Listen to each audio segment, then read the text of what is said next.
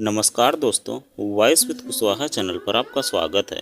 और आज की कहानी है 7 फेरे।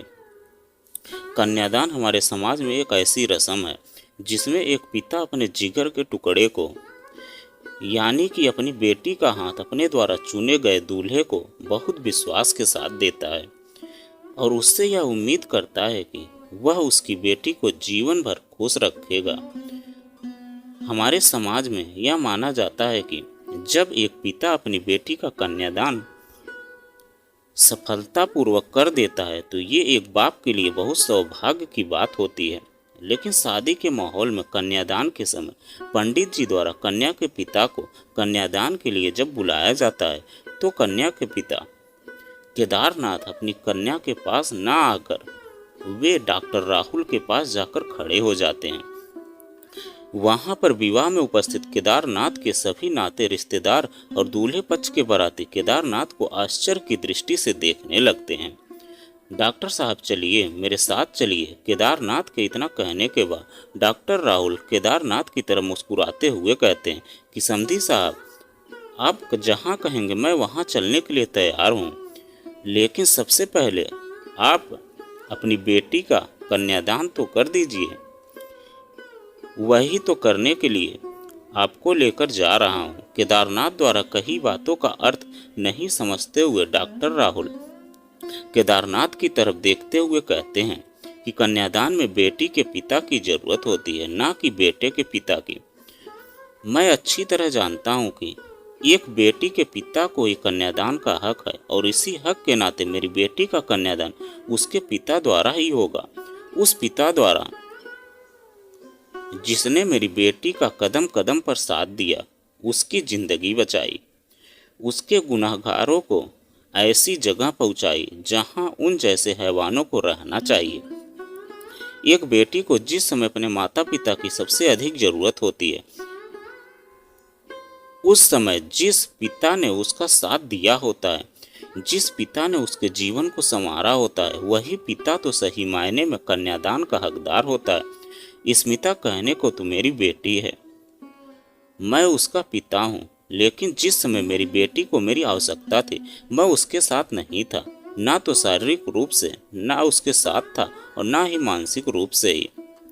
केदारनाथ द्वारा कहे गए शब्दों का अर्थ समझते हुए डॉक्टर राहुल ने केदारनाथ का हाथ पकड़ते हुए कहा कि सबसे पहले तो मैं एक डॉक्टर हूँ, इस नाते किसी भी मरीज को डॉक्टरी सुख सुविधाएं उपलब्ध कराना, उसका इलाज करना मेरा सबसे पहला कर्तव्य है।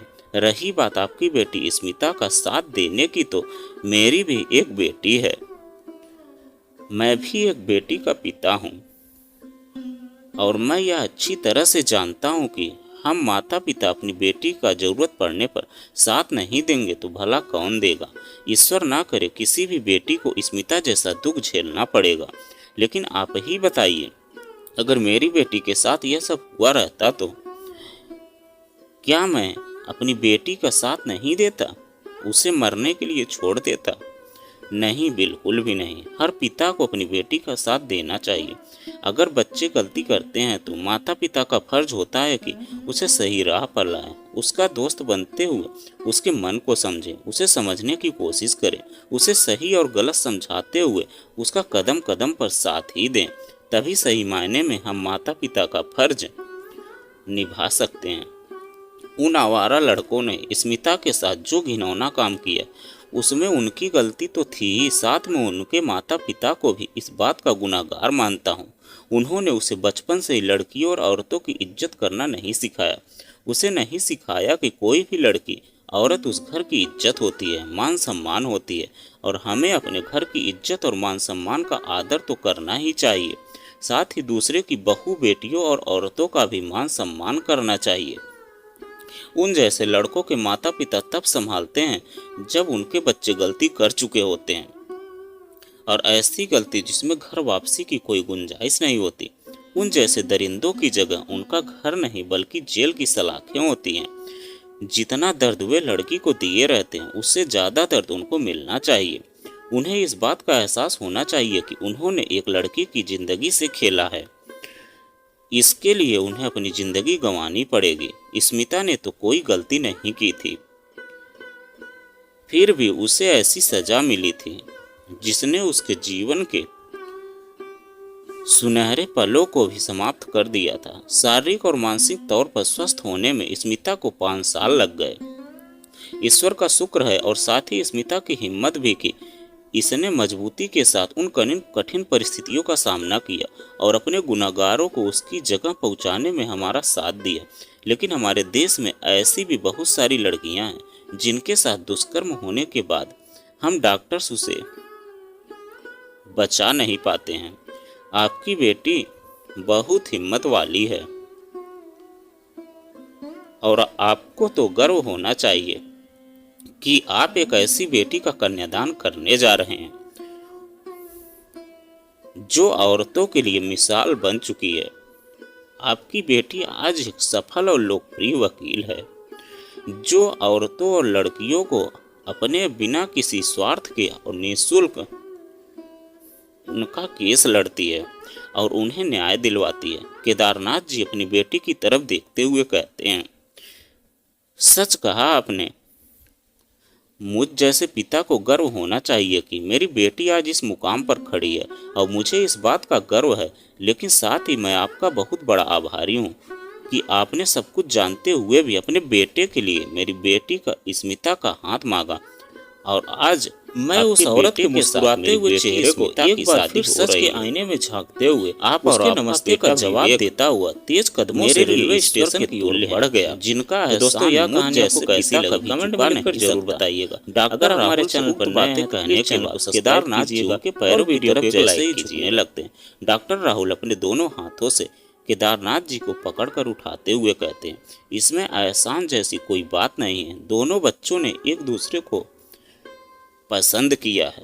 ऐसे में हम दोनों पिता का यही तो फर्ज बनता है कि हम अपने बच्चों की खुशी को देखते हुए उनकी खुशी में खुश हों और ढेरों आशीर्वाद दें ताकि उनकी आगे की जिंदगी खुशहाली में बीते। केदारनाथ जी डॉक्टर राहुल के सामने हाथ जोड़ते हुए कहते हैं, कन्यादान तो आप ही को करना पड़ेगा समधी जी, क्योंकि अब स्मिता मेरी बेटी नहीं है बल्कि आपकी बेटी है। जिस इंसान ने मेरी बेटी के लिए इतना सब कुछ किया वही मेरी बेटी का कन्यादान करेंगे और कन्यादान का यह पुण्य मैं स्वयं आपको देना चाहूँगा। चलिए मेरी बेटी और पंडित जी सब आपका इंतजार कर रहे हैं। डॉक्टर राहुल की आंखों में केदारनाथ जी की बातें सुनकर आंसू आ जाते हैं। तालियों की गड़गड़ाहट के बीच डॉक्टर राहुल स्मिता की तरफ बढ़ते और स्मिता का हाथ अपने बेटे के हाथों में सौंप कर अपनी बेटी का कन्यादान करते हैं। इसके बाद 7 फेरों की रस्म उनके बेटे और बेटी के विवाह के अनुष्ठान को पवित्र करती है। दूल्हा विवेक और दुल्हन स्मिता एक दूसरे से सदा साथ रहने और साथ निभाने जैसे 7 वचन देकर इस विवाह को पूर्ण करते हैं। यह देखकर केदारनाथ जी बहुत खुश होते हैं। तो दोस्तों यह कहानी आपको कैसी लगी कमेंट में लिखकर जरूर बताइएगा। अगर आप हमारे चैनल पर नए हैं तो प्लीज़ चैनल को सब्सक्राइब कीजिएगा और वीडियो को एक लाइक कीजिएगा।